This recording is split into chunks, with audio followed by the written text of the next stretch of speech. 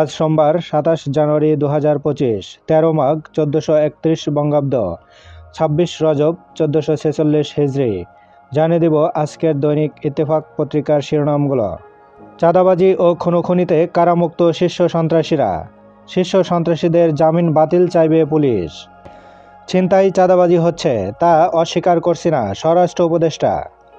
৭ college ও ঢাবি শিক্ষার্থীদের ধাওয়া পাল্টা ধাওয়া, মধ্যরাতে উত্তাল ক্যাম্পাস, বিজিবি মোতায়েন। বাংলাদেশের প্রথম সেনাপ্রধান KM শফিউল্লাহ আর নেই। শফিউল্লাহর বীরগাথা আজীবন স্মরণ করবে মানুষ, প্রধান উপদেষ্টা। নির্বাচন সংস্কার কমিশনের ৩ সুপারিশে আপত্তি ইসির। ইসির স্বাধীনতা খর্ব হবে, ডিসেম্বরে নির্বাচন করতে হলে অক্টোবরের মধ্যে প্রস্তুতি শেষ করতে হবে। নিবন্ধন থাকার উপর নির্ভর করবে আওয়ামী লীগের অংশগ্রহণ। অনেক কিছুই ক্রয় ক্ষমতার মধ্যে থাকছে না, উপলব্ধি করছি, অর্থ উপদেষ্টা। জুলাই আগস্ট গণ আন্দোলন, র্যাবের হেলিকপ্টার থেকে গুলি করার প্রমাণ মিলেছে, তৎকালীন ডিজির বিরুদ্ধে গ্রেপ্তারি পরোয়ানা। রোহিঙ্গা সহায়তা অব্যাহত থাকবে, ট্রাম্পকে ধন্যবাদ প্রধান উপদেষ্টার।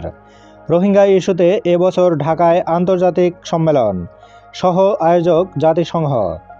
প্রতিদিন দৈনিক পত্রিকাগুলোর শিরোনাম জানতে লাইক, কমেন্ট এবং সাবস্ক্রাইব করুন। প্রধান উপদেষ্টার বেইজিং সফর নিয়ে আলোচনা হয়নি, পররাষ্ট্র উপদেষ্টা। কিবরিয়া হত্যার ২০ বছর, জড়িত ছিলেন আওয়ামী লীগের ৩ এমপি, ফান্ডিং করেন এক ব্যবসায়ী রেজা কিবরিয়া। ৭৮তম জন্মদিনে ফখরুল, এবছরই নির্বাচন হওয়া উচিত। SK সুরের ৩ লকারে মিলল বিপুল ইউরো, ডলার ও স্বর্ণ। ইফতেতায়ী শিক্ষকদের পদযাত্রায় পুলিশের সাউন্ড গ্রেনেড, লাঠিচার্জ, ধাওয়া পাল্টা ধাওয়ায় শাহবাগ রণক্ষেত্র। শরীয়তপুরে ডিবির অভিযানে এক ব্যক্তির মৃত্যু, হত্যার অভিযোগ পরিবারের।